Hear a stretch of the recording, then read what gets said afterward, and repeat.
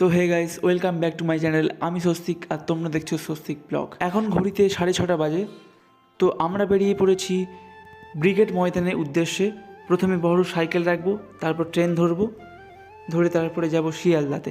ভারতবর্ষ তথা পশ্চিমবঙ্গে এই প্রথমবার একসাথে 5 লক্ষের কণ্ঠে গীতা পাঠ করানো হবে। প্রথমে আমরা ট্রেনে করে শিয়ালদা স্টেশনে চলে গেছি, তারপর পায়ে হেঁটে ব্রিগেড ময়দানে ঢুকতেই প্রথমে আমাদের দেওয়া হয়েছিল একটা গীতা বই, তারপর একটা ব্যাগ যেখানে ছিল জলের বোতল, চিড়ে ভাজার প্যাকেট, বিস্কিট আর একটা লাড্ডু।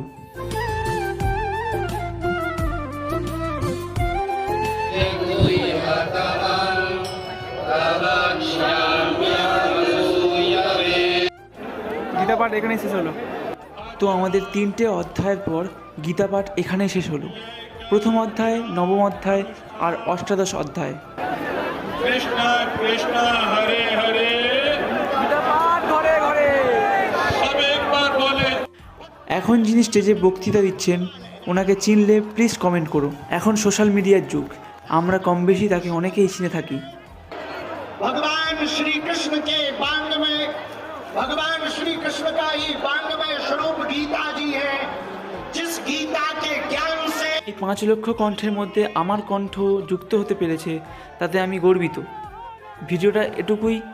ভালো লাগলে লাইক, শেয়ার, কমেন্ট এবং সাবস্ক্রাইব করে দিও।